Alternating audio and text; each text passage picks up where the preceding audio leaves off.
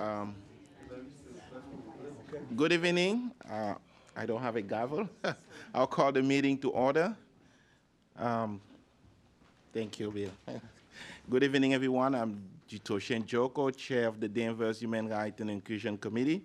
Welcome to our October 19, 2023 HRC meeting. Just some housekeeping. Please make sure you speak to the mic because the minutes will be taken from the recording.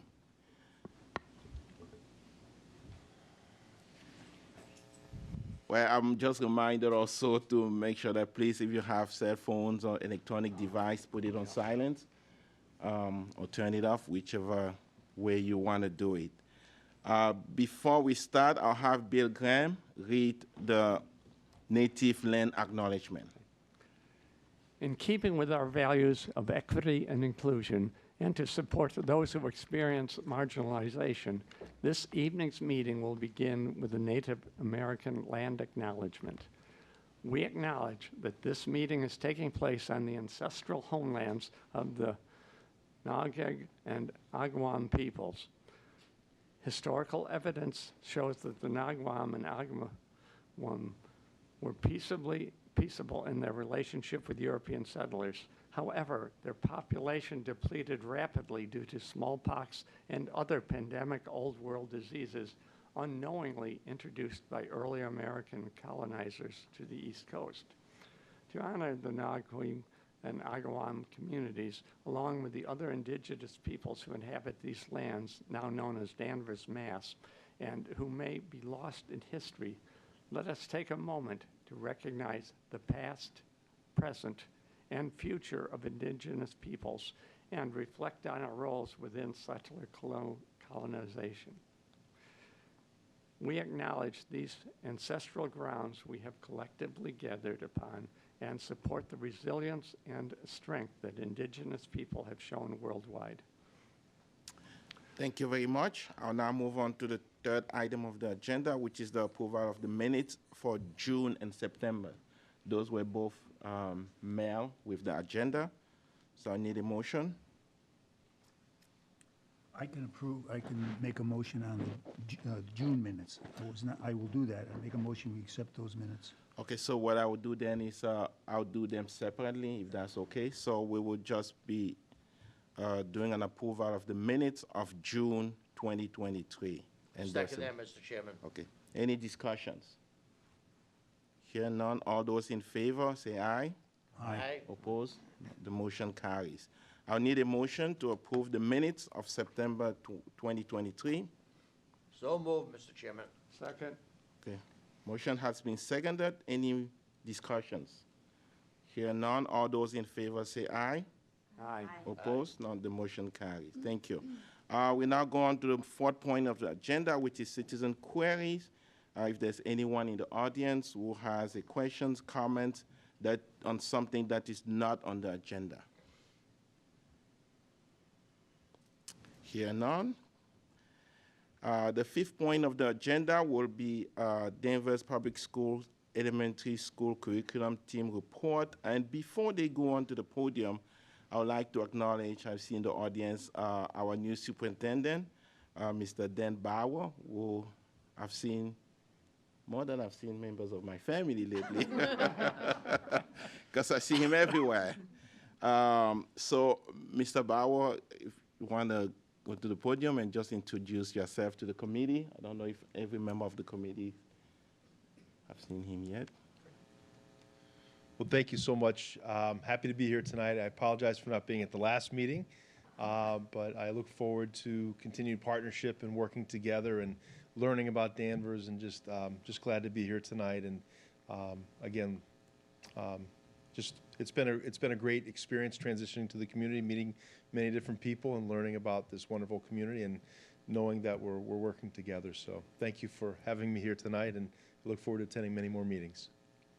Thank you. Thank you very much. Thank you. And we're looking forward to working together. I think we pride ourselves on this committee for the fact that we try to work with the library, the town, the police, the fire, and most importantly, the public schools to really cultivate that environment where we can all thrive. So we're looking forward to working with you. I'll now pass it on to the Danvers Public School Elementary School Curriculum team for a report.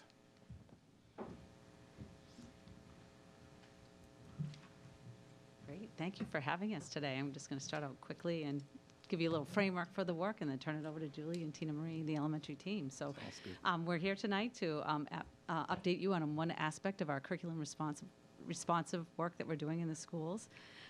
We are guided in our work by a framework that we developed in our work with the Department of Education, and it's called the Culturally Responsive Practices Leadership Academy.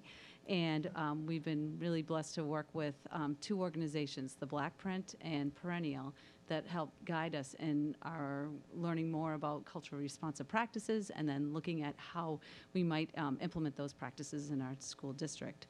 So last year, it's a 3-year program, and we're starting year 3, and last year was year 2, and we ended our year by drafting a definition for culturally responsive practices in our school district, and then we also created a framework, an operational framework, to help guide our work through the district. And this work is not just in curriculum, because a lot of people think, oh, we have equity in our and inclusiveness in our curriculum. No, it has to happen across our school district. So there are 4 domains where we are doing culturally responsive practices in. The first one is teaching and learning, and that's something tonight that Julie and Tina Marie will talk about at the elementary level. We have school-wide systems and structures, so we need to have culturally responsive practices in that domain. Family, caregiver, and community partnerships, so we have work in that. And then finally, the 4th domain is district policy, that we set policies that are culturally responsive to it. So Julie and Tina Marie are here tonight to talk to you about the work that they're doing. It really focuses on one of the elements, which is to, in our domain 1, which is teaching and learning, which is to represent, affirm, and support students to explore their personal, cultural, racial, and academic identities and proactively dispel stereotypes. Thank you, Mary. Thank you so much for having us tonight. We always love coming here and seeing all the friendly faces and smiles. So thank you so much for having us. We just wanted to take a minute to update all of you on the work that we're doing at the elementary level. So as we've told you in the past, we continue to implement the Anti-Defamation League's anti-bias building blocks curriculum. So that's a specific curriculum through ADL that has K2 lessons and 3-5 lessons that we do implement across the school year. There are 5 different units with 5 to 6 lessons across the school year. So one part to note is that it's not a million lessons. It's not, the whole day long. So the 5 units are around understanding your own identity, how people are similar and different, understanding bias and discrimination, and then it culminates in that 5th unit, which is confronting and challenging bullying and teasing situations. And obviously the lessons for K2 for those units look different than the lessons for grades 3 to 5 are a little bit more sophisticated. So we've also shared this with you in the past, but we wanted to update you on this work. With each of those units from the ADL curriculum, we pair multiple picture books, read-aloud books that we use in conjunction with the ADL units. And really, what we've seen and the reason we do this is to make sure that we are promoting that respect and encouraging thoughtful conversations. And one of the things that we've learned through our learning and our professional development is that it's really about affirmation and awareness. So one book can be affirmative to one child, but it can also raise awareness for another child. And so when we're debating and going back to what we're doing, we always sort of come back to those words of affirmation and awareness. So the topics that we've had in the past that we continue to have this year are building community, discovering our own identities, immigration and emigration, Indigenous people and Native nations, Asian American and Native Hawaiian and Pacific Islander, Hispanic and Latine heritage, disabilities awareness, Arab and Middle Eastern American heritage, Jewish identity and history, activism and organizing, gender expression, stereotypes, and identity. And this year, we've added 3 new topics, neurodiversity awareness, family relationships, and socioeconomic status. And similarly to the ADL curriculum that's divided K2 lessons and 3-5 lessons, we pick specific books for those topics for each grade level. So the book that a kindergarten class is reading around socioeconomic status is not the same read aloud book that a 5th grade class is reading on that same topic. So we really appreciate you having us here. We wanted to update you on this. We continue to receive feedback around this work that is both supportive and questioning. So we were here to ask for your support with these conversations. We know the lessons and the work is happening in schools, but we also know that those conversations spill out into the community and at home. So we thought it was important that we update all of you on what is happening in the classrooms, so that if you're part of conversations that come up in the community, you know what's happening. Thank you very much. Thank you for the update. I have a few questions/comments, but I will want to hear from my committee members first. I will start by Bill. No question. David? Sounds good. No questions. Thank you. Donna? No, it sounds good. Is it being well received by the kids? Absolutely. Kids love being read to.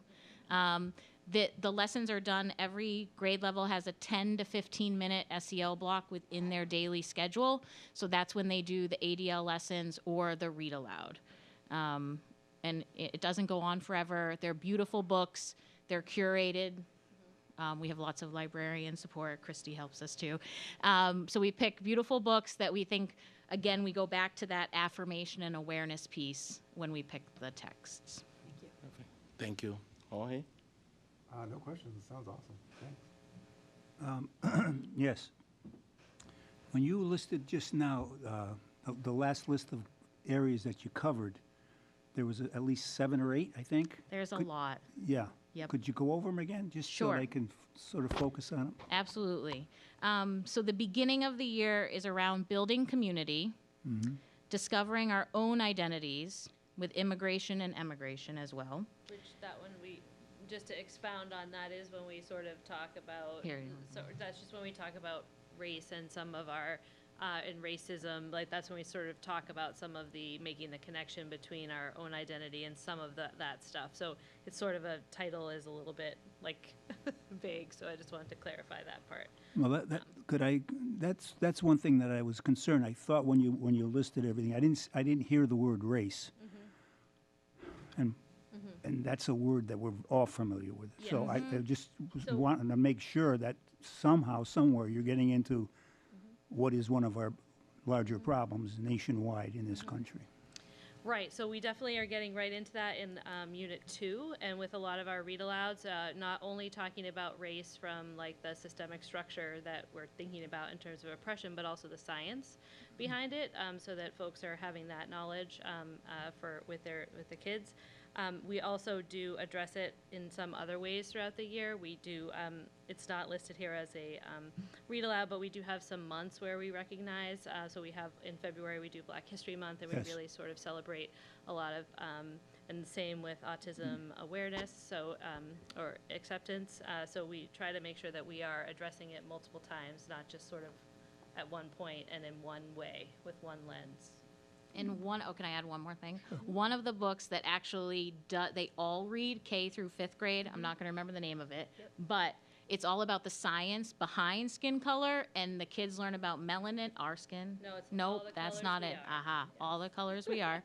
And the students learn all about melanin and how your melanin's more active, and so they're talking about race from a purely scientific why people look differently and have different skin colors. We obviously pair that with other texts around race and racism, and obviously the depth increases as you get towards 4th and 5th grade as well.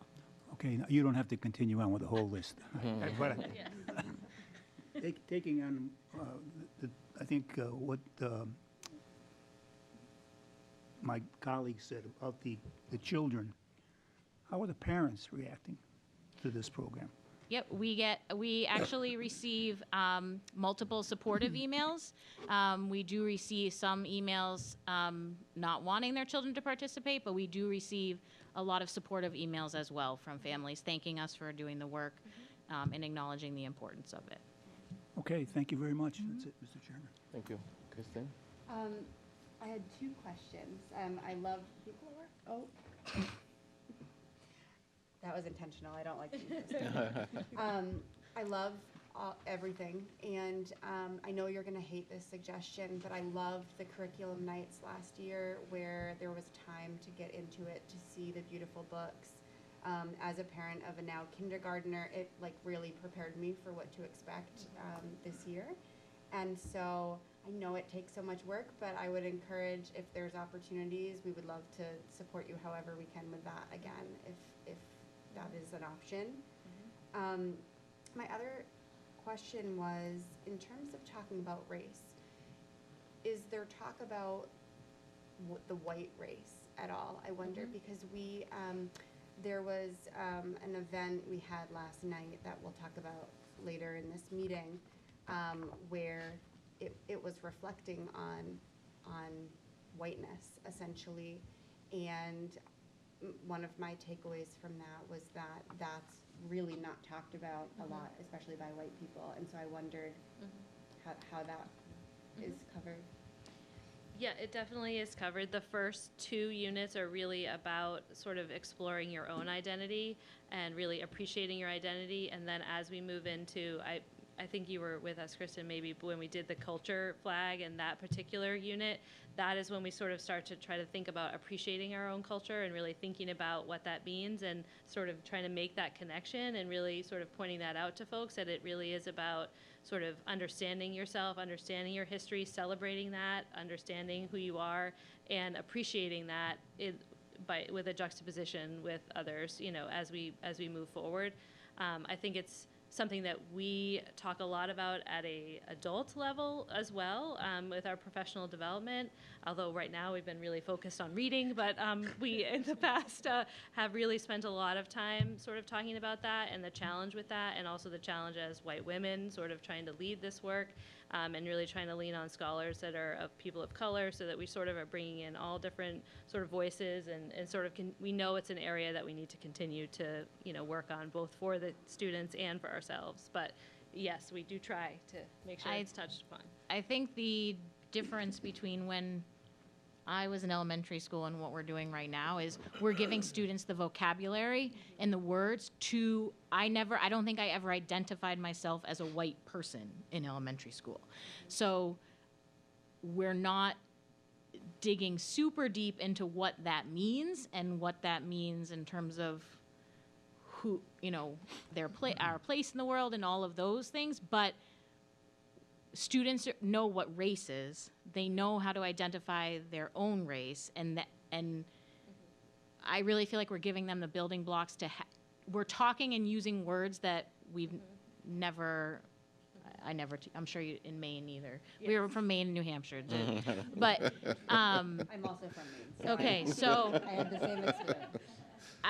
I would say we're not going into it to the level that we're asking teachers to think about it. Right. But we are setting them up.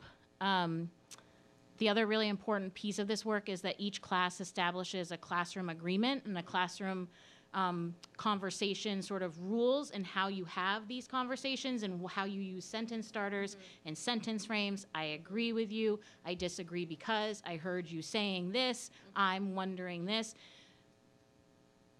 So even though we're not delving deep into, as a 9-year-old white person, what does that mean? I believe we're setting them up to then have those conversations and have the skills to be able to have that discourse in a respectful manner. Does that make sense? Yes, and we when we saw that last year, our 3 through 5 students participate in civics units, which we will be sort of going back to in January, and really sort of, and the students were able to make connections between the lessons that were from the curriculum and the read alouds and connect it to their conversation, because the civics it's very dialogue driven. There's not a lot of other output, so they appreciate that, and it has given them that a little bit of a frame where they're starting to make connections, especially the 5th graders, because they have access to technology and news and media in a way that maybe some of our other students don't. So it definitely, we're starting to see how it lays that foundation for some of those conversations with each other. Thank you very much. Jasmine? I don't have any questions, but I do want to give you your roses. I mean, you're here giving us like the 10, 15-minute spiel, but I really want to elevate for the community that their work should be a point of pride for our community. The care, intentionality, and passion that this team has when approaching this work.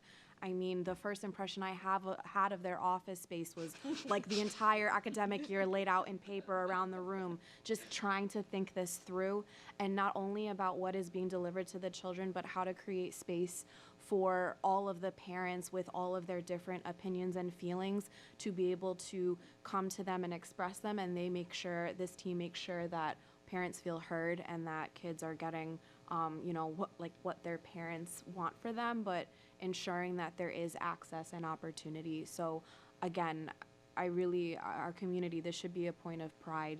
It feels like they're doing right by our kids, and I'm really grateful that you even let me catch glimpses of that when I come by your office. So thank you so much. Can you do this for the adults? Thank you. Yes, Karen. Just picking up on Jasmine and Kristen, I just want to affirm you're making a generational impact.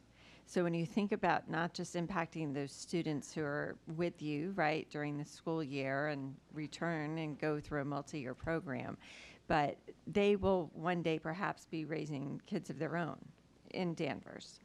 And so, or somewhere, and also we know, right? They're also going home and talking to their parents, and so they're kind of almost educating in reverse in that regard.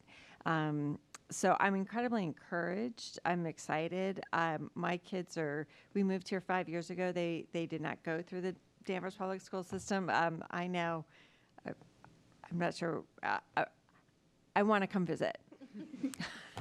I will go with an abundance mindset with my time. I want to come visit. The time will be provided. So I just want to make sure that when you have those parents who are objecting to what's being done, just to make sure that you have the support and any additional training that you may need to sort of enter into those conversations. I think that's important.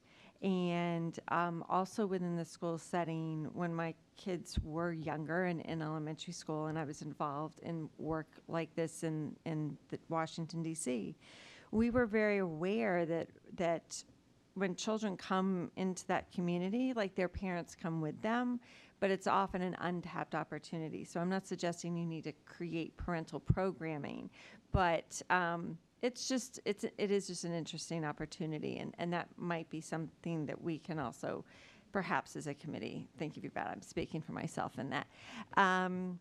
And I just wanted to underscore the living room conversations would be we've got 2 more of those coming up in November, December, would be a great opportunity for your colleagues, because as you're kind of sharing all of this with your students and you've got this prepared curriculum, I think, as you are well aware, like doing that internal work individually apart from the day job is really critically important. And thank you for being here.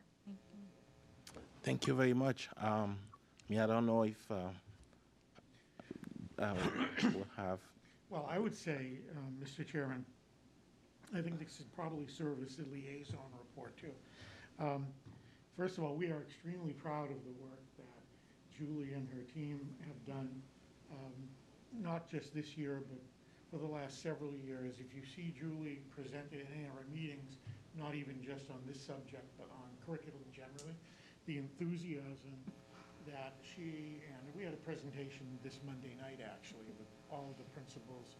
Julie kind of took the lead on the curriculum piece, but it's Mary and Dan, it's everybody who works on this, the enthusiasm that they bring to what they're trying to do for students and the love they have for their job is evident in what they do.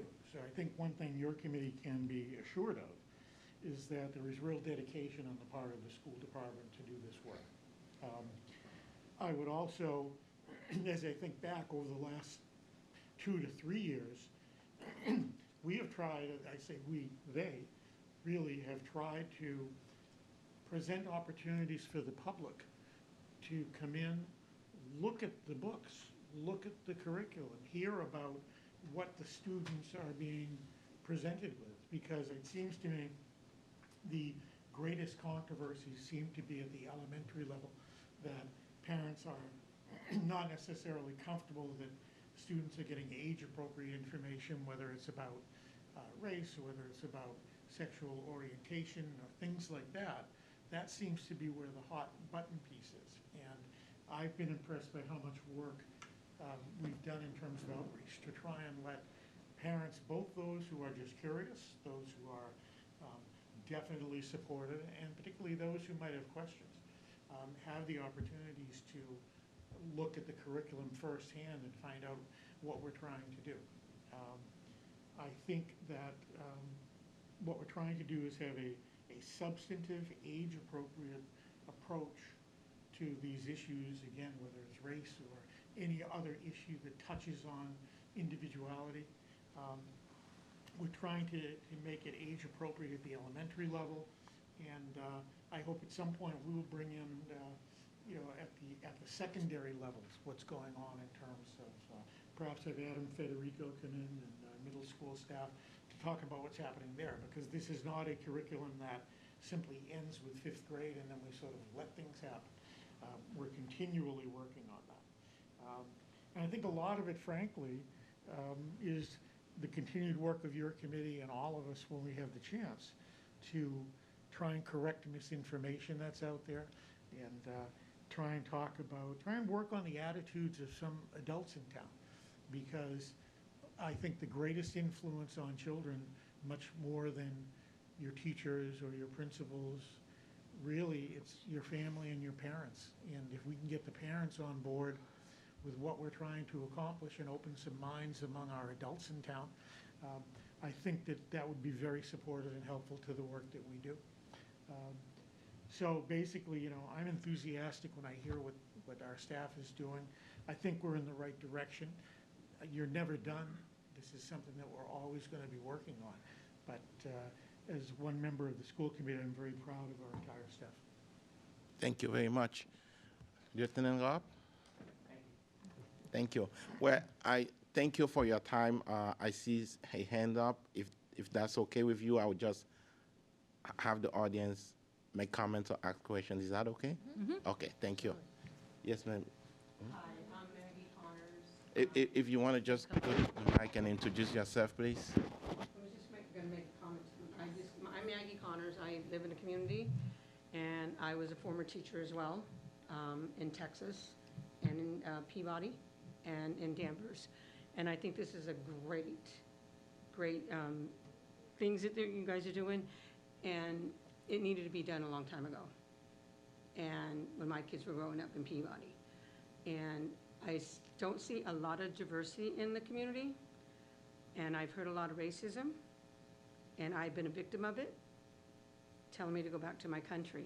I'm a very proud American, Native American, and we have Mexican descent. And I taught a lot of that at the preschool level and on to 5th graders in Texas. And I would love to have all this in every community, for adults especially. It's one thing for kids to learn it, and you guys have great tools, and I commend you. I wish we had the money to be doing all that a long time ago. I grew up throughout the United States being a military brat. I went to school in Kentucky, Tennessee, which is very hard when I was this color. And we went up against Ku Klux Klan. We went up against all kinds of people. It was one little itty military school. And we were diverse. And we got along like family. We didn't see the skin of our colors, the skin color. We didn't see who made more in status.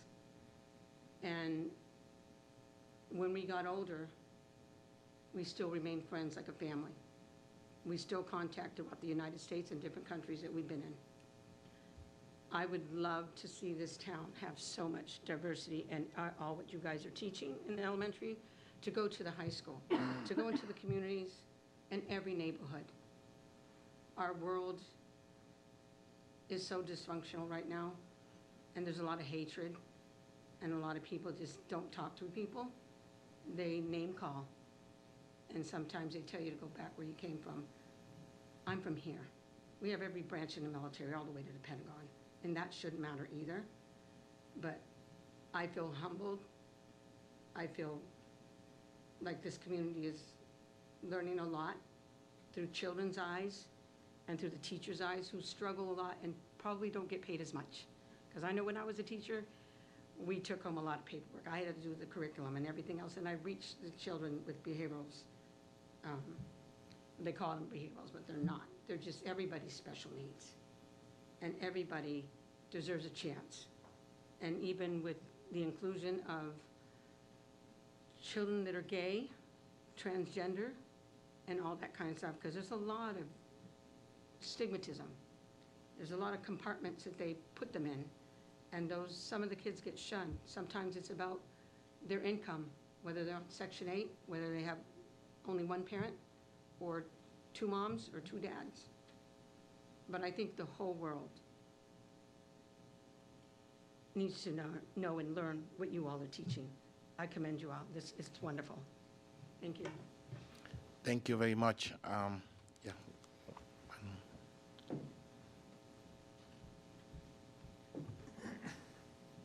Hi, my name is Christy Fair. I'm a parent of a 5th grader and a 9th grader, and I just wanted to say publicly what I've said in email, that I think that this program has been fantastic. My 5th grader doesn't talk to me about school except for the read alouds and the social emotional learning that they do at school.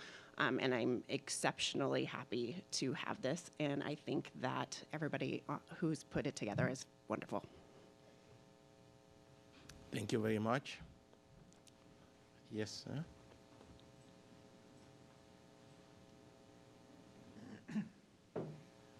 Bill Bradstreet, I happen to be a town meeting member, Precinct 1.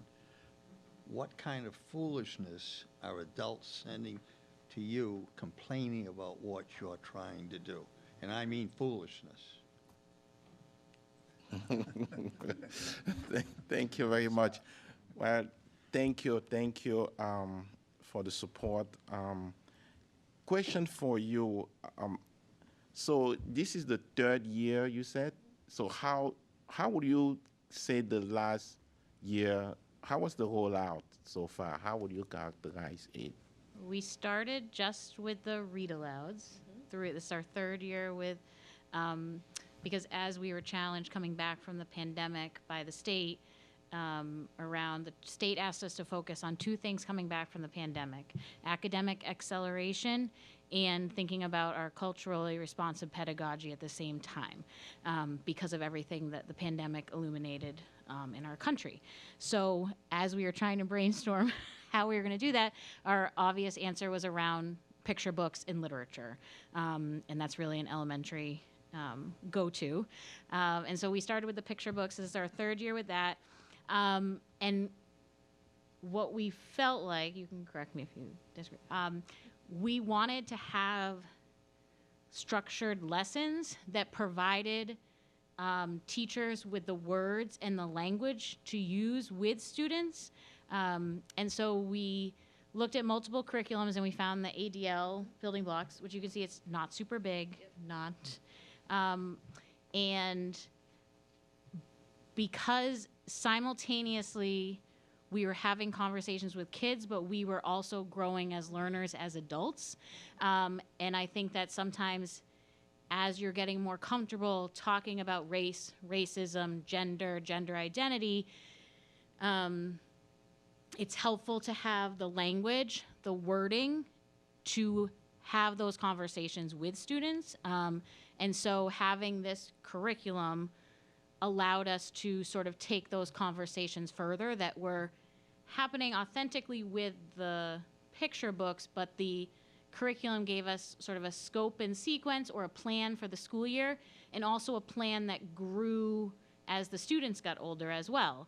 And so then we decided to combine the 2 and take the units and align the read aloud books to the units. So this is our 2nd year with both the ADL curriculum and the books aligned with it. Does that make sense? It does. It's been our trajectory. I think as Tina Marie and I were preparing to come see you tonight, we both think our challenge to ourselves is what's next? How do we move this work forward? How do we continue to grow as adults? And like Tina Marie said, and we've been focused a lot on reading, which is what we should be focused on. And so both of us, I think, feel like, how do we get back to pushing ourselves and our own learning? Because that's what's going to strengthen our work with our students. So that's where we ended before we came here tonight, was what does this look like going forward? What is the next level of this work? And I think both of us agree that it's around the adult learning and deepening that piece. We don't have a specific plan for that, but I think we know that that's where we want to go. And I just would circle back to what Mary was sharing at the beginning about the Culturally Responsive Practices Leadership Academy, which is this amazing opportunity that I'm not really sure how we ended up a part of, but it's been amazing. And we do have those conversations as a very small group on a much deeper, much higher level, which is wonderful. But it's like, how do we leverage that and bring it back to the community? And we always feel like you have all been, Jasmine is, and many of you have come to our community events and or sent emails and showed support. So really just trying to make sure that it goes beyond like the read alouds or the curriculum, or that even that sometimes manifests itself across the day and is no longer sort of like this 10-minute time, that it sort of is a part of, as you were mentioning, sort of a life and a culture and a community that's bigger than us. But we'll get there. Thank you so much. Thank you. Sorry for dragging this longer, but I have another question. And I did watch the school committee meeting, and I think you used the word like killing two birds with Yes. one stone, something like that. think I Talking about you focusing now on reading and literature, but you can also do science. You can also do some science along the way. And I think this cultural responsive teaching or talking about diversity can be the same. We can apply that same concept of killing two birds with one stone. Just help me dispel the myth that's out there and the misinformation that states that we went away from math. We don't do math anymore. We don't do science anymore. We don't do reading anymore. We don't do English. We don't do writing. All we do is all these other stuff, right? You can still do reading, but reading about things that matter, isn't it? Like, is it true that you don't do any more reading? All you focus on is all these other stuff? That is not true. Our SEL block is 10 to 15 minutes at each grade level. We've been calculating recently because we're working on already thinking about our plans for next year. So I believe there are 350 minutes in the elementary school day. So that is 10 to 15 minutes of the day where they're doing the ADL curriculum or a culturally responsive read aloud. The rest of our day is spent in reading, writing, mathematics, science. We have a supplemental math program as well. So our days are very, very busy. The students should be exhausted when they come home. So it's full of lots and lots of things, and this is a small proportion of that day. I think our challenge is really around, like we spoke about, how does the work move forward? Because in an ideal world, you wouldn't have a separate block of time where this was happening. It would be integrated throughout your day. And so that's our goal to get there.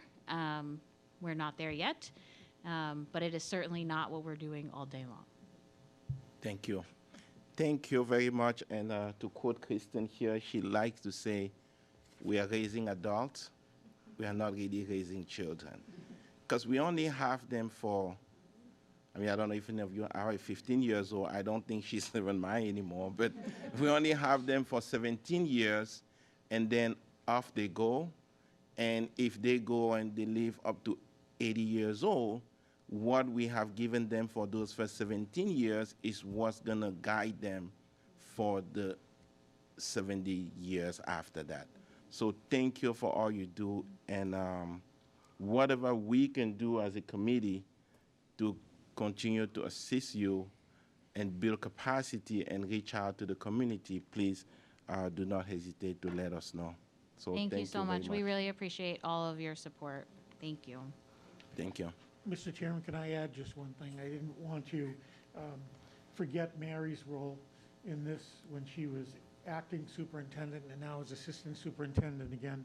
Mary is essentially responsible for the overall curriculum, and she was supportive in all her roles to what this team is trying to do in the overall curriculum efforts that we're making, and I didn't want to overlook that.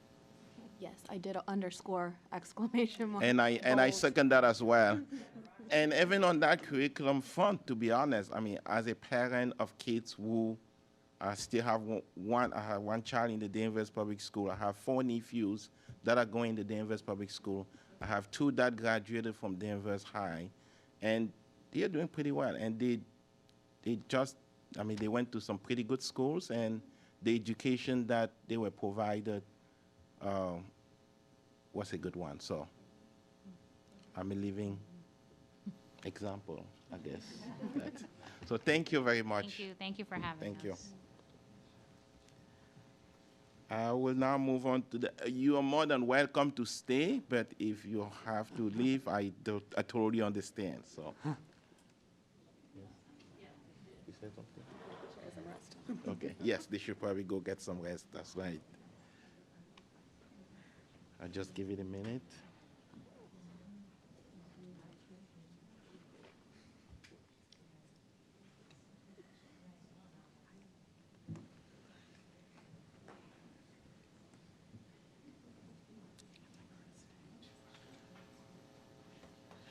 I will now move on to the 6th item of the agenda, which is the liaison update. We already heard from Eric, so Lieutenant Rob, I don't know if you have any update.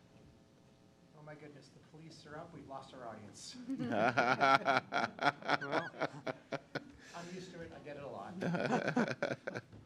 Mr. Chairman, I have for the committee tonight a brief statement from the department and then 2 updates. Hold the mic. Yes. Our department is committed to doing our part towards ensuring Danvers is a safe and welcoming community for all, as we recognize the concern within the Jewish and Muslim communities. Fear of crime can have a tremendous negative impact on individuals and communities. It's especially concerning for the youth in Danvers. We would urge parents at this time to talk to their children about what they're seeing in the media, on television, online, or what they may be hearing from friends in school, and to ensure that if they ever feel unsafe, they know they should tell a person that they trust. Our department collaborates with federal, state, and municipal intelligence agencies, and at this time, there are no known threats to the Danvers community. That said, I would remind everyone of the words that our chairman often shares with us, is that the only thing necessary for evil to triumph is that good men and women do nothing. So if you see something, say something to somebody. Acts committed against individuals or communities because of a person's race, religion, or national origin are hate crimes and will be investigated as such. Our department continues to be committed to the belief that hate has no place in Danvers. Thank you very much. From one to the next without pausing for you guys, so I'll wait for a minute to see if anybody. Thank you very much. Thank you. Very well written. Since our last committee meeting, when I reported that there was some damage to the Pride crosswalk in the square, mid-October on the 13th, it was reported that a church in Danvers had reported some vandalism. They reached out to Chief Lovell and had a conversation with Sergeant Colella as well. They wanted to report that sometime in the beginning of the summer, their rainbow flag was stolen from their property. And then there was a second incident that was about 3 to 4 weeks ago, so they would put it about mid to late September, that their Black Lives Matter sign was stolen from their property as well. It was found a short distance away, broken in half. In addition to speaking with the chief and the sergeant, officers did investigate to see if there were any leads or potential evidence at this time there are none. The location of this particular church is in a place where there'd be video surveillance that we could to see people in the area, and there was no other physical evidence presented. So at this time, there are no active leads that the department has. Thank you very much.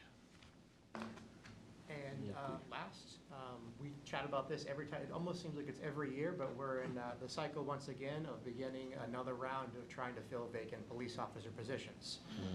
So we're currently trying to fill 7 open positions. We've talked at length in previous meetings about the very complex system that we fall under and the rules and regulations we have to follow to hire people. It does look a little different this time. So it's the same civil service process. So it starts with the residence list, people who lived in Danvers for the year prior to taking the civil service exam. They get put to the top of the state's list. Also, and there are and veterans start out at the top of that list, and then non-veteran residents. So for our resident list, we only received 5 applicants interested in becoming a police officer in Danvers. And of those 5, 2 had submitted applications to start the background process. So that opened us up to the first time in my career that I'm aware of that we have called for a non-resident list. We've discussed in the past how a non-resident list may provide a potential for opening us to a more diverse pool of applicants. We received 75 names from civil service on the non-resident list. Of those 75, 9 responded to the town that they would be interested in working potentially for the town of Danvers. Of those 9, 7 have submitted application packets. So we have just started this very lengthy process. The current pool of applicants I can report to you is comprised of Black, Hispanic, white, male, and female applicants. The tables have turned on us. It is not the same hiring process when I started, where it was 25 people competing for one job. It's now flipped. We used to sit at these tables and ask each applicant, what do you have to offer us? Why should we select you versus somebody else? What do you have to offer the community? And we are now finding that they're in a position to ask that very same question of us. They want to know what we have to offer them.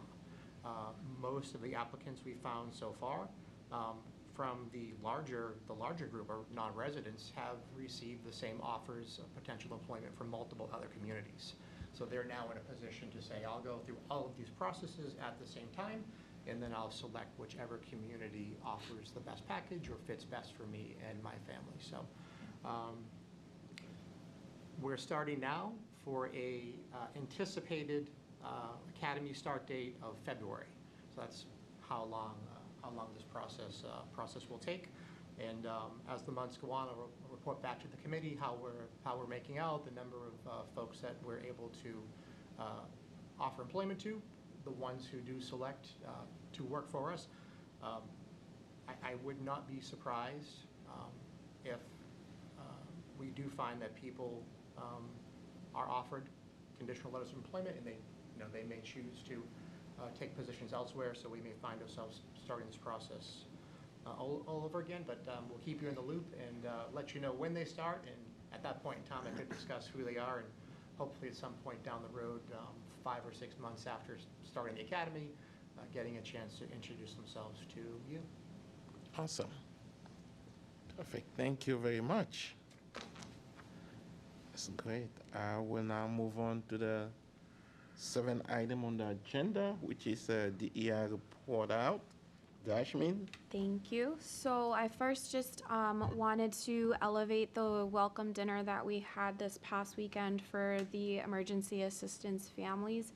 Our school folks left, but I do want to give a huge thanks to them for their continued support.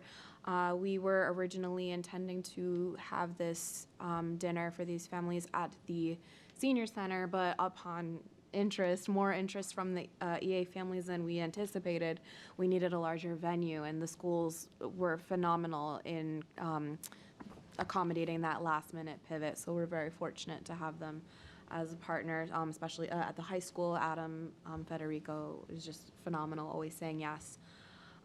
We had like a little over 200 people.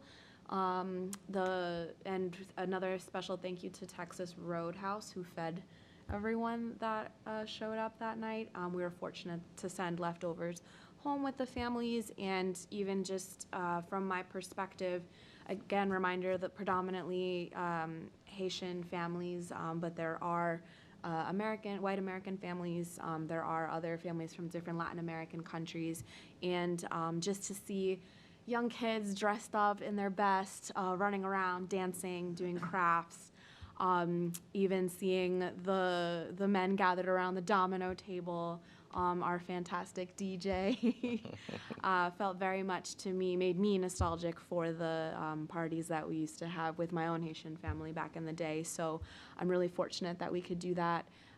Very grateful to Center Board being in our community and supporting these families. We are lucky that we are able to do more than a lot of other municipalities that are hosting families, and at the same time there is always more that we could be doing. So I did just want to elevate that, and thank you to those who were able to attend and help serve food and everything like that. I also just wanted, last time I mentioned as well, Banner Day. So technically that deadline is tomorrow, October 20th. All that means is Banner Day is the priority day internally for Town Hall. If there are any banners that we want to put up for events that we have, getting that in by that tomorrow date would be ideal, because it gives us first dibs. After tomorrow, it goes public, so we are at that deadline now. I also sent out that application in the email, so especially for MLK and for next year's Celebración, those are the two main ones that I already have banners sitting in my office for. Let's make sure that we get those dates in so we don't lose out to other events in our community. This is a great form of promotion for the things that we do. I had also floated recognizing our other recurring events being Pride and Juneteenth. If there's interest from the committee in having banners for that, I have heard nothing, so I am not pursuing that. Are there any is anyone trying to have another banner? So do we have the option as well for our other recurring events being Pride and Juneteenth if we wanted to pursue having banners for those events, because they are recurring. So that's what I floated last month, but it didn't seem like there was any interest, which is fine. I just want to make sure. Can we request to reserve the spot, and then if we don't, can we give that spot up if we decide we don't want it? I guess that's what I'm... That's a good question. Yeah. I'll make a note of that and let you know. Because that would be my recommendation. I think we should try for Pride, but I don't know, maybe without a subcommittee yet, knowing how much the banners cost and stuff, I don't know if that's cost prohibitive for us to do that, but we could at least know we have the spot. And for Banner Day tomorrow, do we just have to fill out the applications for each banner that we want and just submit them by email, or do we have to be physically present to do anything? Sounds like they take them from via email. So if those go in and they want to copy me on there. Unless anyone disagrees, I can just, do you have to pay anything now? No. So we can just create one for Pride so we have it as a placeholder? That works. Yeah? Fine.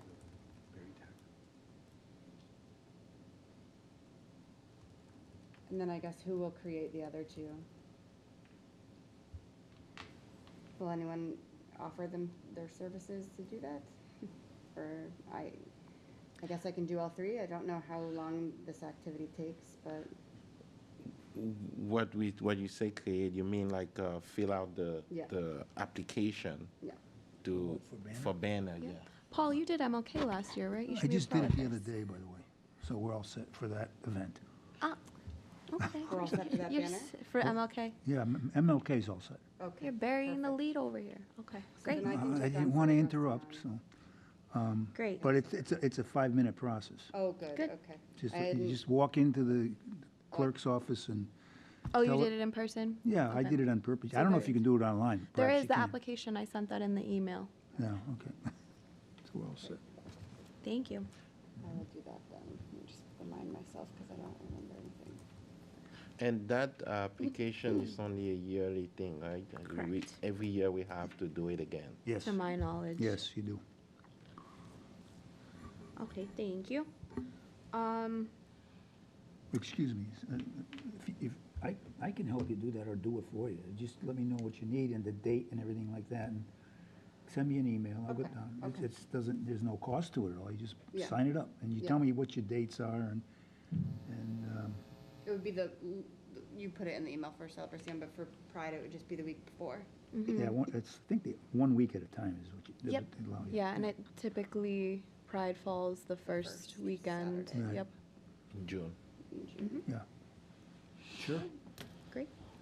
Thank you. I also just wanted to report out, I had mentioned recently forming the Equity in Action Committee through the library. So that's some volunteer staff members at the library thinking about what inclusion, diversity, equity, and access looks like for them and their staff. Specifically, so it's an internal group. So I just wanted to report out they've already met twice. They have come up with a charge and are identifying, right now we're identifying what their reporting structure might be, how they're looping their director into what they're doing, and identifying maybe what kinds of trainings or information that they feel they need in order to do the work for the library. So I've been very excited to see the energy around that. Similarly, I had mentioned kind of a sister group at the town hall internally level called the IDEA Team, Inclusion, Diversity, Equity, and Access, which is another group of employees volunteering their time to work with me to identify those IDEA needs within town hall and whatnot. And we just had our orientation. That was this week, I guess, and that cuts across all kinds of different divisions. So there was a lot of energy in that meeting as well, and I'm excited for that, and excited to just kind of call in and bring in and recruit more people to be thinking about this, because as you are aware, this isn't a one-person job, so fortunate for that. The other things I have are reports about just events and things going on. So next Thursday at 6, in lieu of the Danvers Accessibility Commission public meeting, they'll be doing a dialogue training with Heathmere that this committee went through. So just letting you know that's happening. And Karen as well, recognizing you weren't part of the committee, you're invited. And I'll send an email with to Shilpa and Johan as well, just to catch you up with the other things this committee has already done. On November 3rd and 4th, so that first Friday and Saturday of November, the Danvers Art Association is doing a Day of the Dead art show and cultural celebration. I haven't heard our community doing anything like this before.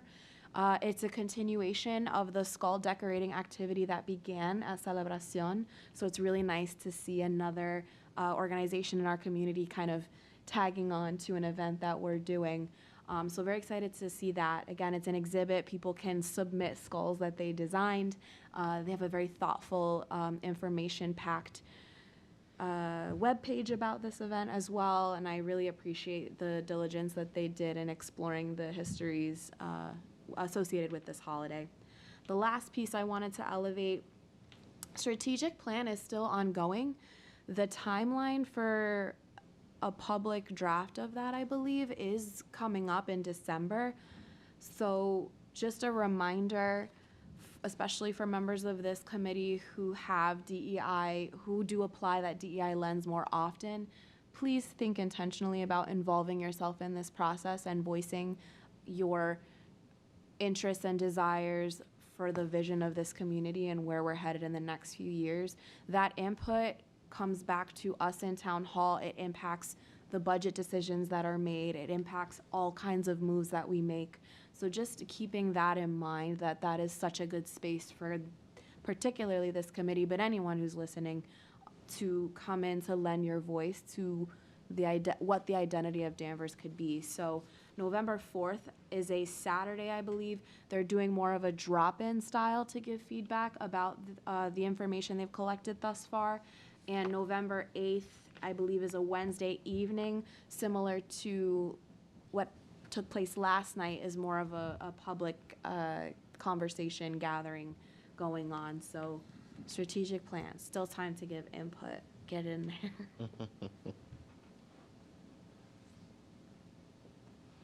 That's it? Yeah, I'm out of breath. Thank you very much. I'll give you a break. So we'll skip item 8 and we'll go to item 9, which is the living room conversation debrief. Sure. Uh, So, last Kristen? night, we had the first of a 3-part series with Lauren from the Heathmere Center. And the event was called Living Room Conversations, Seeing and Living as White, a guilt-free exploration of what's in the invisible backpacks we've inherited. So we spent some time as a small group, there were about 8 people, going through a pre-dialogue exercise where we went through some questions. I have them, hold on just a second, just to give you an example.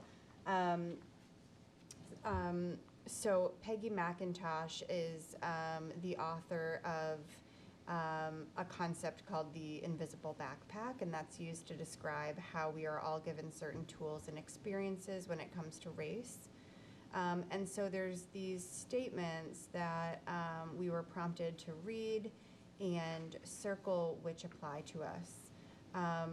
The room was primarily white people, and so the exercise was really to, see yourself in, my interpretation was to see yourself kind of as a white person, and for some of us that's really like the first time that maybe it's a new label that you're more aware of than maybe you were in the past, and that was my takeaway. So I had acknowledged that race wasn't really something I was taught growing up, but we were told, not to see color, not to see difference, at an attempt to treat all equally, when really it really diminished the differences that we all had. And so that that was my lens through which I was reading these different prompts. And so we all went through this pre-dialogue exercise, and then we had a handful of questions that we took time discussing as a small group, and then debriefed on. I know a few of us from this committee were there, and a few members of the public also. I think it was really successful, but before I move on, I wanted to open it up to Karen and Donna, and then of course Jasmine was there, if you all wanted to add anything else. Well, I'll talk if no one else is. I was just a little disappointed at how few people came, but it did conflict with the strategic planning committee. So, and I know, I suspect a lot of people who may have come were there. So it was just a bad coincidence that night. So I'm hoping at the next couple of meetings, and if people are watching this, they're welcome. I thought it was definitely worthwhile. It's food for thought. Stuff we're not taught, being white. So it's just, and it was, I just thought it was really good. It gave a lot of stuff to think about. Yeah, I concur, and it was just, it was good internal work, individual work, but also I think collective work as a community, even though it was a small group. And I think however we can provide support in thinking about kind of sort of alternative marketing. There was a shorter lead time with this, but now we've got more lead time. So the next one's November 9th. Yeah. So anyway, maybe that's something we can brainstorm. So I'm sorry, can you just say, so the next one is So the second of the 3-part series is November 9th, and the title of that one is History and Context. How did we get here? Exploring history's assumptions and attitudes towards our own race. And then the third of the three-part series is December 14th. The title is Next Steps. How do we move ahead? Dialoguing about what to do with what we've learned. And it's 6:30 to 8 in the Gordon Room in the library. Perfect. And if you did not attend the first one, can you still go to the other two? Yes, absolutely. And that's open to the public. Pre-registration through the library is encouraged but not required. Perfect. My only comment would be an observation in which I lovingly call in some of the members of this room. All of the women present here were in attendance. None of the men here were in attendance. We would love, I think our group was predominantly women last night as well, all except for one. I would love the opportunity, if this upcoming one accommodates schedules, to bring in more men, particularly white men. Hierarchically, you all are sitting in the most power. I'd love to watch you all unpack that. I'd have been there, but I was across the pond. Put the next two in your calendar, Dave. I was doing a 5K race. I was cooking dinner. Listen, it's a loving call-in. I just want to make sure the men are doing the work alongside us. Thank you. Got more? That's it? Oh, thank you very much. And I'll probably get back to you with the I mean, it's just MA. a page if someone else wants to read it out too. That's fine. So 10 item on the agenda, which is the menorah lighting. Update here, thing, when menorah lighting is coming up in December, we have to think about the date. I will reach out to Rabbi Barron to discuss what date Danvers will be having its menorah lighting. I think this is maybe 11 or 12 years. I think it goes from the 7th to the 15th, right? The Do you want me December to share? 7th. I have notes on that. Do you want my notes on that? Sure. Go ahead. So, yes, this year Hanukkah is December 7th through December 15th. It was suggested that we move the menorah lighting downtown to be more visible. If that is the case, I double-checked to see when the tree lighting was to make sure there wouldn't be a conflict. Typically, that is the first weekend of December, and ours lighting is usually during the week. I believe December 7th is a Wednesday. Thursday. Is it a Thursday? Okay, so, yeah, my recommendation, if possible. Oh, and I believe the parade of flags is happening, or the parade of the parade, what is it? The Parade of trees. Thank you. I'm like looking at Dave. It's a historical society event, right? Yeah. The parade of trees, I believe, is that second weekend. Do you have a date for that? I don't off the top of my head, no, I'm sorry. Okay, so let's make sure we get the date for that. But that is a weekend typically as well. Normally, they do that on a Saturday, yes. Yep. So if we can get a weeknight, perhaps in between the parade and the tree lighting, a weeknight. So That'd be my as recommendation. I reach out to the rabbi, are we looking at then the week of the 11th, maybe the Monday the 11th or Tuesday the 12th? Do they have a select board meeting on Tuesday the 12th? Let me see. Usually the first and third Tuesdays, I believe. Okay, So so it should be the 5th. okay, so it's gonna be the 5th Correct. and the 19th. Okay, so should we have, what should our first choice be? We should have first, second, and third. Typically, we try to do it on the first night. That when was it's gonna be first- my question. first Are we lit. gonna light it each Yeah. night like usual? Because we'd wanna do it on the earlier end. Yes, we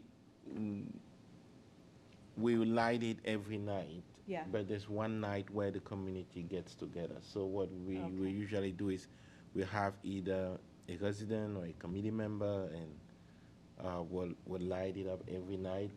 But there's one night where we all gather.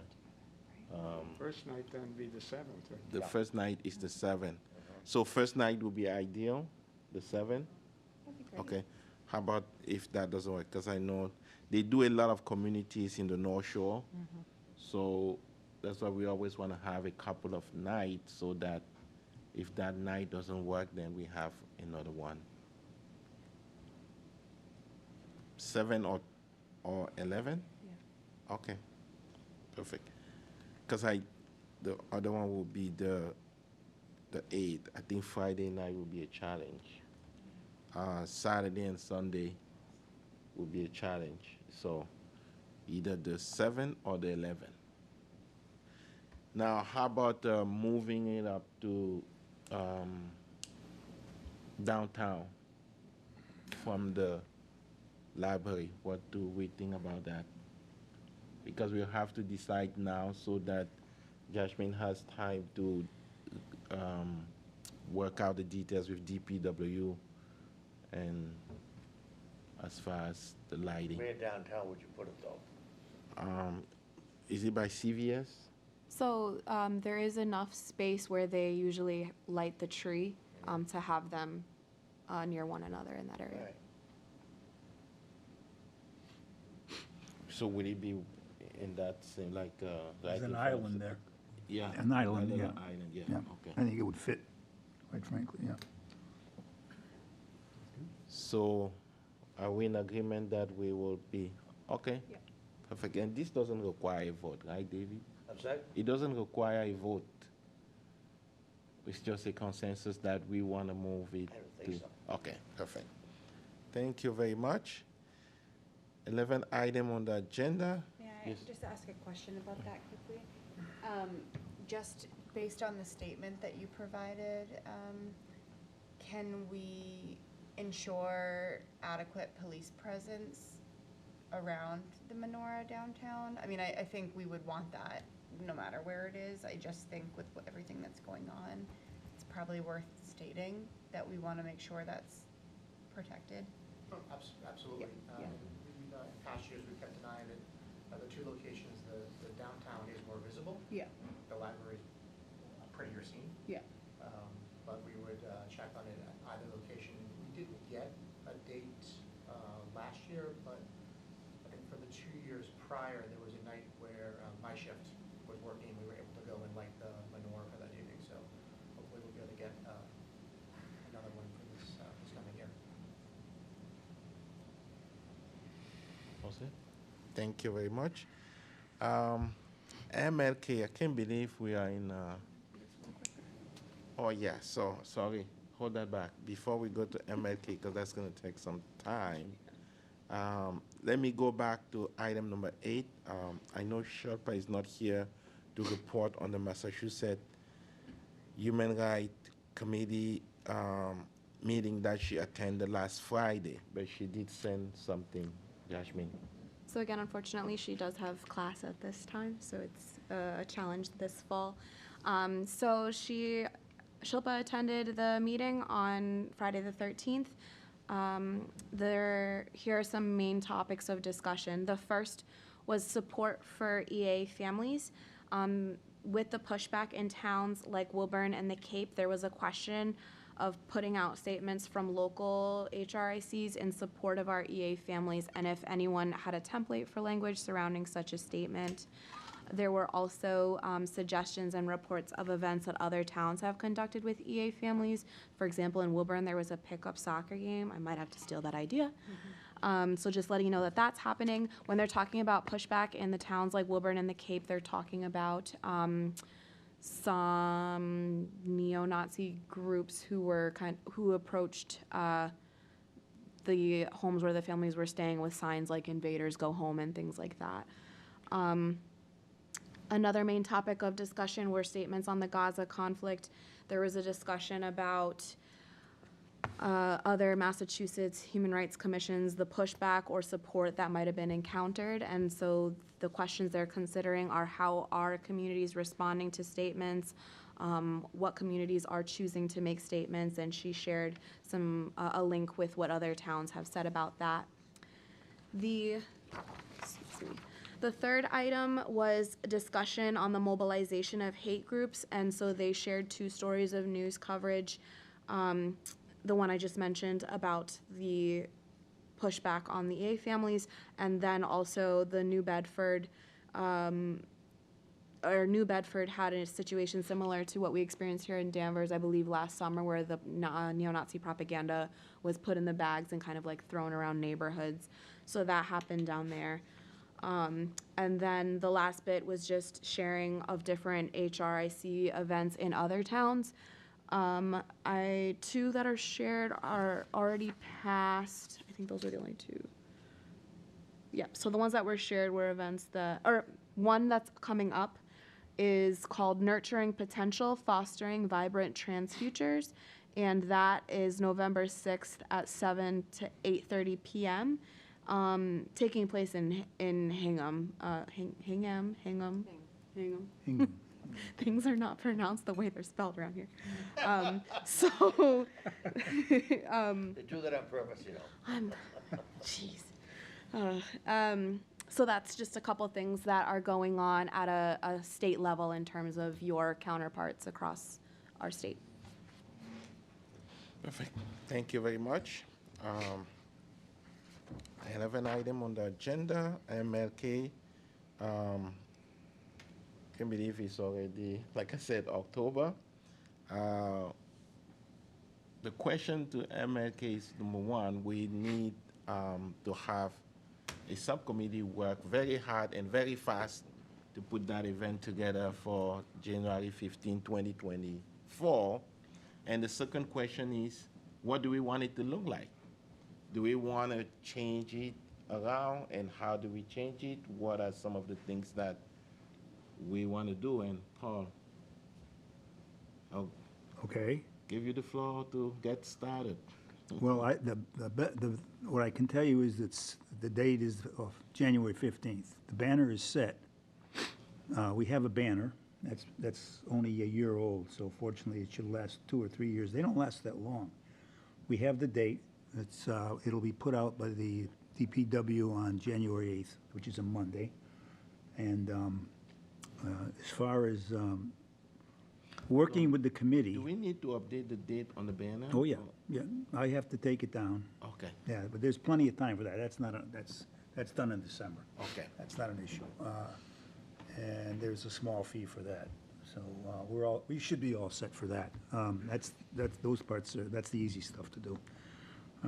We have not had a meeting with the school department yet. And the reason, there's no reason why we haven't had it other than we probably would have only had a meeting in September. So we're not that far behind, unless we try to change the format in a drastic way.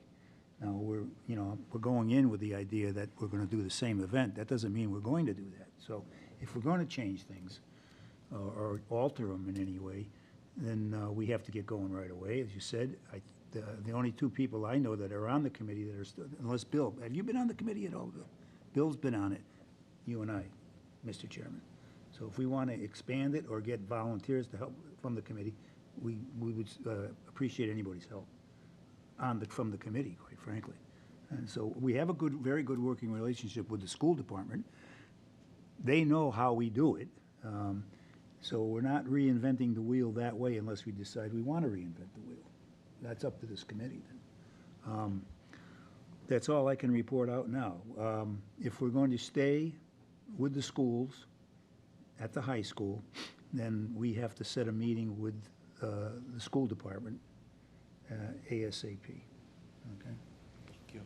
And I mean, ideally for me, I would love us to do, not necessarily reinvent the wheel, but do something a little different this year. I'm just at capacity, and I don't know if I have the time and the energy to be able to take it on and tweak things. I have a lot of things in my head, but doing them could be challenging given the time constraints. I don't know what other people think, and we need some input here as to how we want it, because we don't have a lot of time. Pardon? What would you like to see for the event? Maybe a whole day event, not just 2 hours with the singing and the speeches, but maybe we do a day of, I don't know, I don't want to call it day of service, but maybe we do a training on talking about some of the things that with the community, like all the people that usually come to the event, they come there not just to sit, but really participate into something tangible. I don't know. We could schedule the event as it's been done and then add some other things to it and still meet some of what you're suggesting. That's why I open it up to suggestions. And do we have capacity to be able to do that, or should we revert to what we've been doing? That's what we need to decide.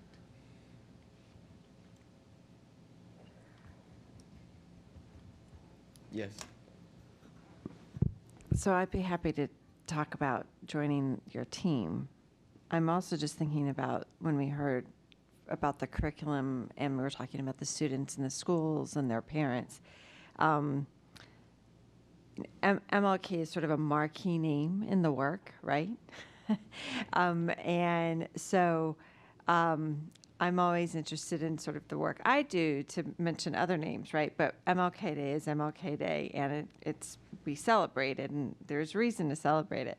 So I'm just wondering if there's a way in which we could kind of market whatever we're doing and sort of invite people in a way that kind of capitalizes on, like, they're going to be talking about MLK Day in schools. And so kind of maybe if there's some way to kind of market through the schools to the parents and sort of like an existing population of folks who would be, or an existing part of the community that would be coming out to that event, that could come out to the event, and then think in those terms of who, like if there's the whole community is the target audience or is the audience, right? But if we thought about it in terms of target audiences and then create activities or the content of the day in a way that would be engaging to those target audiences is one thought.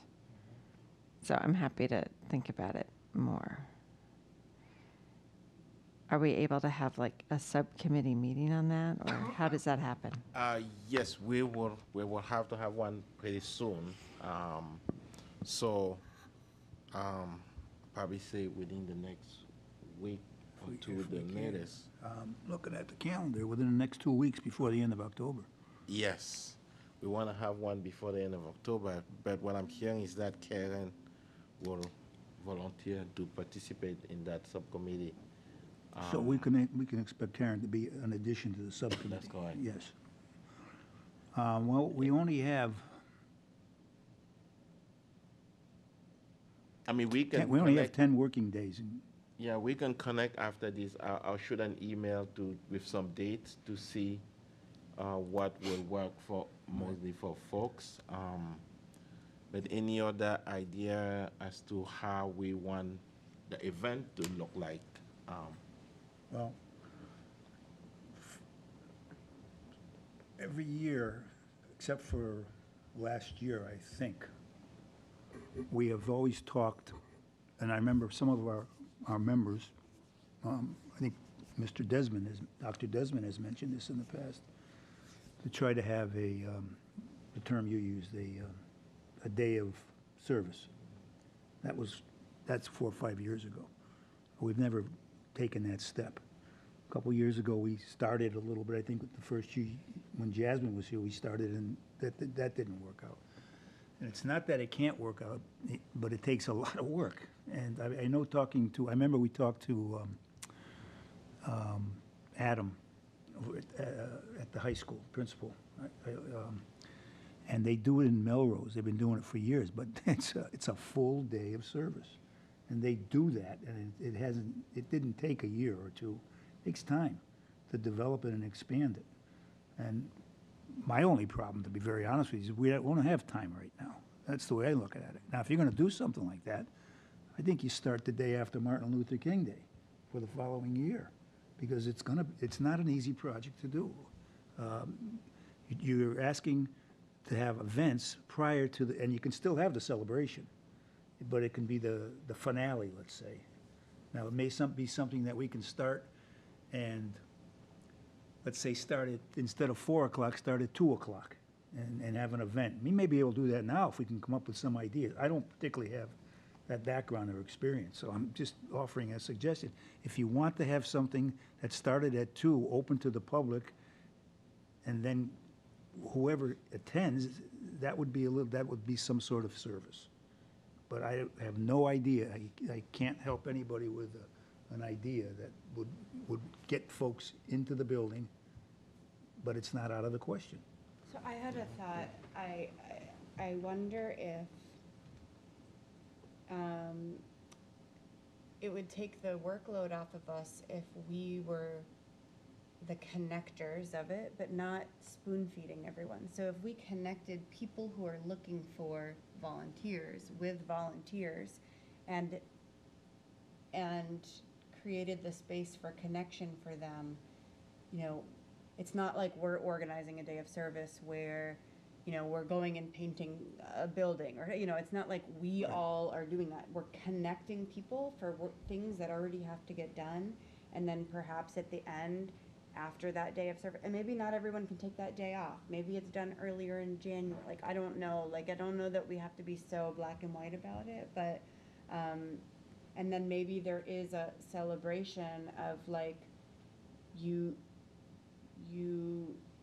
showcase what that service thing was. I don't know how. I'm also not like super creative, so I don't have the answers, but it's a celebration of the service that you did with other people who served, and somehow there's a way to highlight what all these people did for all of these different organizations. I don't know. I agree there's not time to coordinate a day of service that we would dictate, but I don't know that that's the goal anyways. There's a lot of people that need a lot of help, especially students. If they have the day off, they probably have time to go do something for someone that needs it. I don't know. When do they put the artwork up? Artwork? When did they put it up? Yeah. Friday. Friday before the event. They set everything up. They set the bleachers up, the chairs. Monday, so Yeah, because it's on a Monday. Yeah. Yeah, Friday before. Before, what I would suggest this, that, that's a lot of work to get all that stuff up. yeah, I mean, they're going to be working on it, and I'm sure that it's not going to be an issue. But I do think, number one, we have to get a meeting date set with the department, the school department, ASAP, number one. And number one is this subcommittee now of 4 folks, including Jasmine. We have to get a date right away to meet as a subcommittee. And then we have to further this discussion. We have to talk to the school department because we have to secure the facility, which they're ready. They know it. They know we're going to meet. We've talked to them a little bit, so it's just a matter of getting going. That's it. So I think before we leave tonight, the 4 of us should come up with a date that we can meet, or 5, excuse me, and then pursue the school department. Okay. And also, if we're going to do some kind of service commitment, I think the subcommittee's got to come up with some kind of an idea. Maybe it's just an hour, maybe it's 2 hours. I don't see how we can get something going for a full day at this particular point. Now, members of the committee might have a different idea. Maybe that something else can happen. Yeah, I mean, that's why I was bringing it up, in case people have ideas, or so we can brainstorm. And this will be something that the subcommittee can take. Let's throw it around and toss it around. Exactly, and discuss, so. Fine. Yes. If you want to do some sort of day of service, I don't think you're going to be able to do it for 2024. I mean, you're going to have to think about that for a year. But I was thinking maybe like we could have some workshops, the race discussions that we've had over the summer, one we had last night, those sort of things. Maybe we could even redo them with this audience. We'll have a built-in audience. Maybe it's not, I mean, maybe be preaching to the choir a little bit. I mean, since they're, you know, amenable to coming to an MLK sort of thing. But maybe we could do those sort of things. Maybe in a classroom, you know, one workshop going on in this classroom, another one in this one, a little bit before, possibly. Okay, so workshop idea, and for something like that, So what would that look like? We would need like facilitators. Can I say, Yeah. suggestion is the living room conversation, an hour and a half, right, That's something good, like yeah. that. I'm not saying Yeah. that particular group or topic or get the library involved with it, but maybe something can be done in time to do that type of an event, let's say at 2 in the afternoon, and it goes from 2 to, 3:30, and then we start, maybe we'll move right in and start at 4. That's something we should talk about separately, though, as we don't have to take everybody's time tonight to do that, but that's something we should immediately talk about when we set a date for the subcommittee meeting. But there's ways to do something and get it going. I think when I talked to Adam over at the high school, well, he said Melrose, as an example, starts at 9 in the morning. And they go all through the day but they've been doing it for 10 or 15 years. So they have a plan, and then I'm sure they have a finale somewhere, so. Let me throw a wrench here. So what if, because it may be a lot to get people up there for a whole day thing with this short notice. And even 2 o'clock, sometimes it snows on that day too, and there's a lot of weather issues.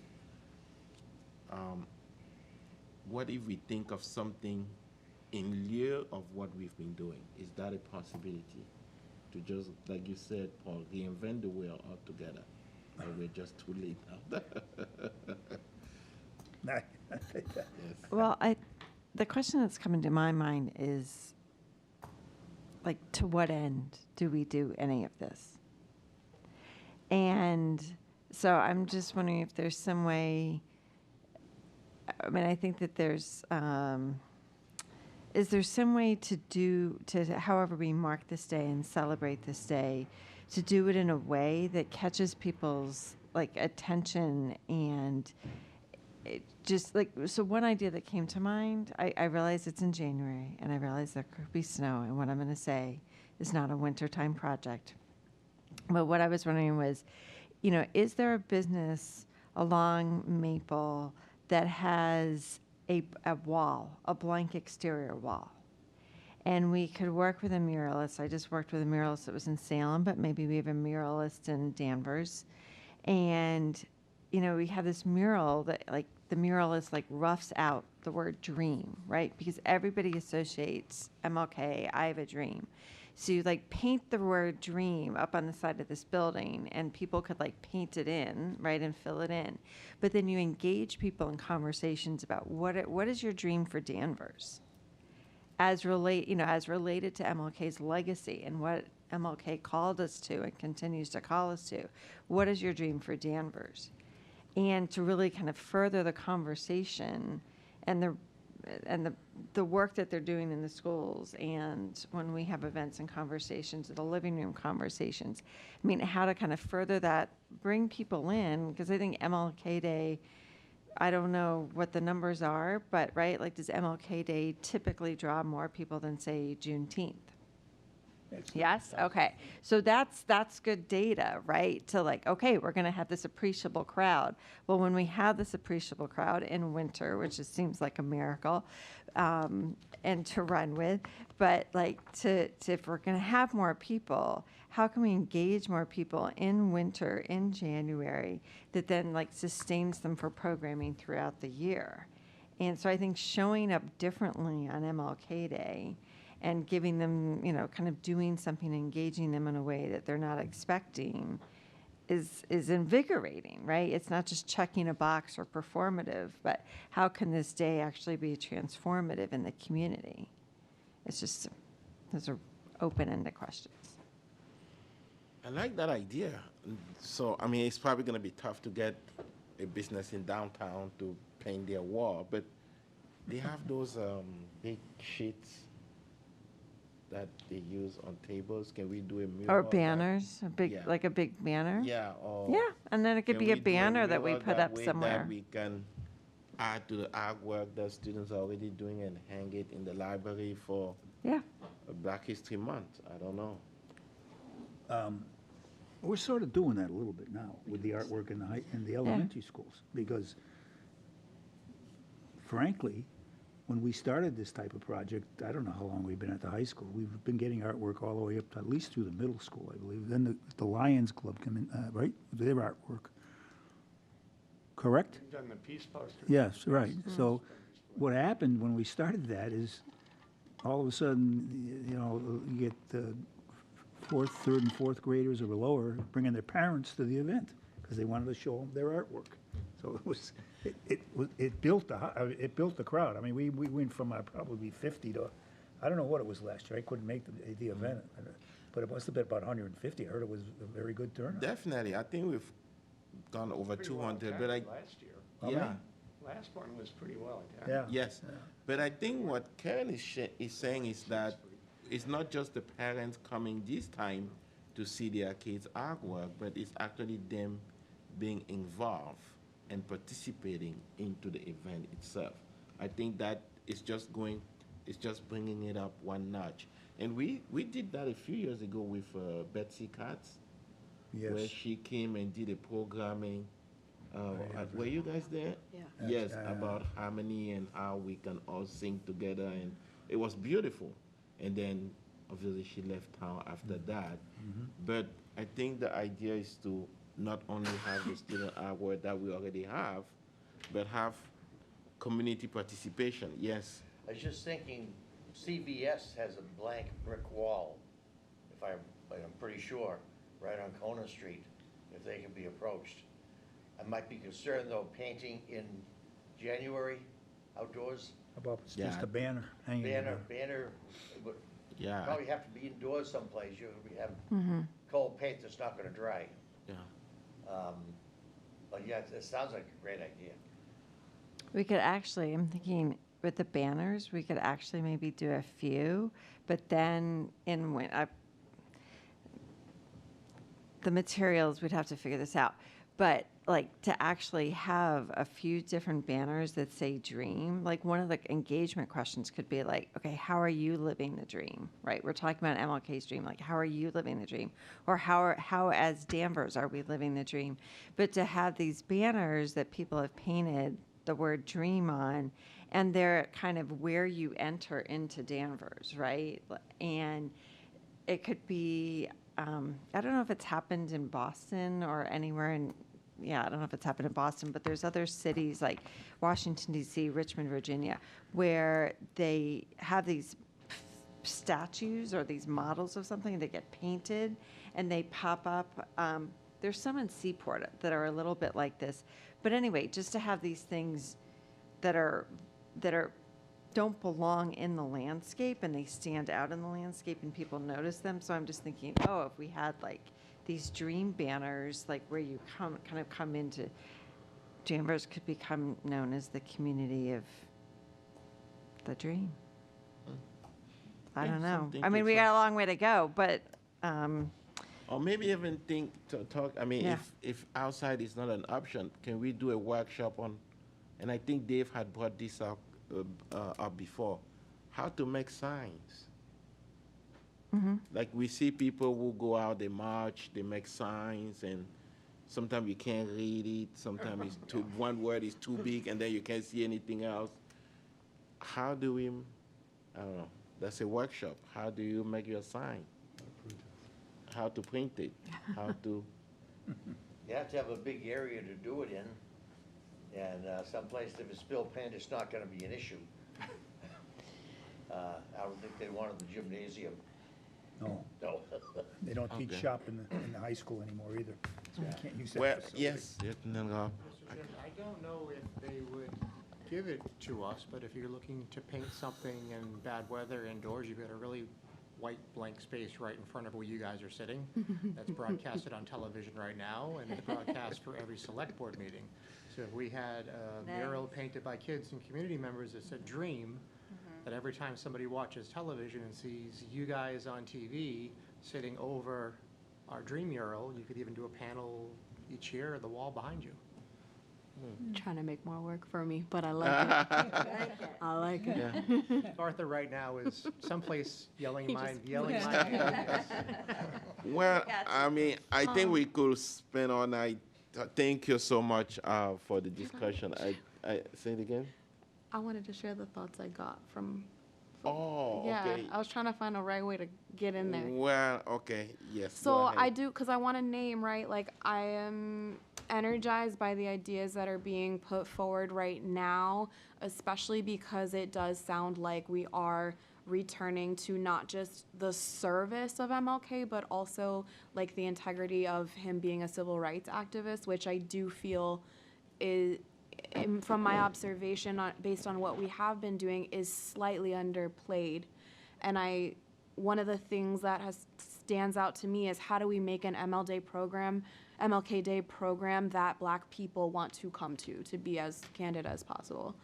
And that's kind of where my mind keeps going as I'm hearing ideas generated. Is this something that our community members of color would want to do in partnership? Right.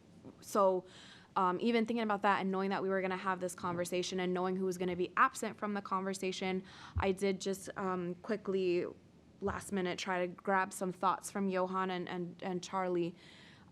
So take them with a grain of salt, but if there is feedback or ideas from that, I would love for that to be honored because they're not physically present. So, Johan actually threw a wrench, but was wondering about if it's possible for Danvers High School to take over MLK, and maybe our committee should focus on a celebration of specifically Black culture in February. And this was her reflection, kind of more of what I just said about how are we honoring specifically Black culture in our community. We do honor Juneteenth, especially now that it is from the state, and at the same time, it's on a work day like MLK, so it doesn't really lead to community attendance. And similarly, Juneteenth, while is important and historical, is also more somber.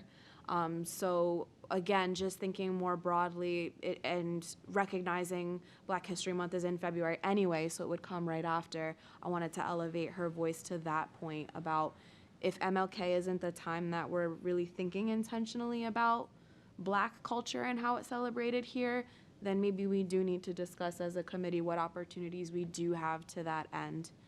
Not similarly, Charlie, just to elevate his voices, wanted to really highlight the significance of this year's MLK event because of the current, profound human rights violations and ongoing global conflicts. It is imperative that we do commemorate MLK, which we're planning to. He mentioned briefly considering the idea of returning to the yacht club for a change of scenery, but circled back to really thinking about how crucial it is to return to the high school to really unite the community because it is such a communal space, and also really creating that dedicated platform for our youth where they can share perspectives on Dr. King's ideas, actions, and values, and really inspire them to create a positive impact in today's world. So those are just, again, two voices of our Black committee members. Yeah, that's what they're thinking. And I want to make sure that that's honored. Thank you. Thank you very much. So I think that Paul, we will set up a meeting, a subcommittee. As soon as we adjourn here. Yes. And take all those into account. And maybe what we will do, since we only have November, what we can do is maybe email to you, the rest of the committee members, some of the... So who do we even have as a committee member right now? Paul, Bill, and Karen? And D. And me. Are you? I'm like, are you? I hear Paul saying it, are you? Ex officio, he's on every committee. And I know Dr. Charlie as well has helped, so I will reach out to him to Yeah. see if he can participate. And you, Jasmine. And me? Yes, Yes. you, absolutely. You're the glue who keeps it all together. So don't go anywhere after we adjourn. Okay, so last item on the agenda, new business. Any new business? Mr. Chairman, if we can circle back just for a moment to the menorah lighting. Being an old fart, I keep forgetting what I can do with this stupid little thing. It's not just a phone anymore. The parade of trees will be Wednesday, December 6th through Sunday, December 10th. So it'll be in the middle of it, but I don't really see it as a conflict, because people can go to that and then come down to the parade of trees. Okay. It's a walkthrough thing, it's not a, come down there now, it's happening. And- It's a five-day thing where people can go through and look at the trees. And do they have like a busiest night, like one night where do people mostly go the first night or the last More one? toward the end, I think. It'll depend a lot, when the tree is lit, it may end up being a big night, it'll kill us for a couple of hours, and then people come down there afterwards. So I don't really see it, if we do it on the Thursday, which is the first night of Hanukkah, we're seeing it make the most sense, I think. Okay. If we can get the rabbi and the group together. Okay. And do we have to work with one rabbi, or? No, I said Rabbi Barron just because he's the one I've contacted before. Okay. I know If there's you sign Rabbi up, I have a Adler. couple I can call. Yeah, I think they all work together on the North Shore, usually, I don't they? do think it's the Chabad's menorah, though, so we want to make sure we're not Oh, is it? stepping on It toes. is Yeah. theirs? I Okay. believe it is, we Oh, can okay, I check. thought The it was Chabad of the North Shore. Yeah, I don't think the town owns it, it's the Chabad No, we house, don't. yeah. Okay. So we can't we take their should work with menorah them and cut him then. out, so Yeah. that's not, yeah. Thank you for Yeah. reminding. Perfect. Any other new business? Here none. Well, I would just like to, again, Jasmine, thank everyone earlier for organizing the emergency assistance family dinners, but she didn't thank herself. And I just want to say thank you, Jasmine, for coordinating that. Kudos to Gayla Bartlett, who was actually the contact that helped us connect with Texas Roadhouse, that donated the food. Big thanks to Pam A. at the senior center and the senior center staff, Pastor Pam and Pastor Douglas, Maple Street Church, were huge into the planning of this. They did the craft, I don't know, that was sent to the email, the mural, and that's what I was thinking about, that the kids did that night. And DPW was just phenomenal. I mean, just setting up everything, breaking things up, it was really nice to see. They And- always are. They always are. Yes, yes, it was amazing. And also kudos to our town manager that was in attendance. He gave a really heartfelt welcome to those families and just the standing ovation that he got after the translator expressed what he was saying was really good. And I also like to elevate and give a quick thanks to the Board of Health and Frank at the health department that's been working with Judy to make sure that the kids that are coming into the school have their immunizations and things like that. So they'll be working hand in hand with the state. Dr. McLaughlin, the chair of the Board of Health, was also at the dinner. So it's really heartwarming to see how our community have really come together to help these families. And last but not least, thank you to our state rep, Sally, and our state senator, Joan Lovely, because at the end of the day, the state has to assist us into this journey as well. So thanks for their support as well. So on that note, I'll need a motion to adjourn. So moved. Second. Second, all those in favor? Aye. Aye. Opposed? None? The motion carries. Thank you. Good night, Danvers.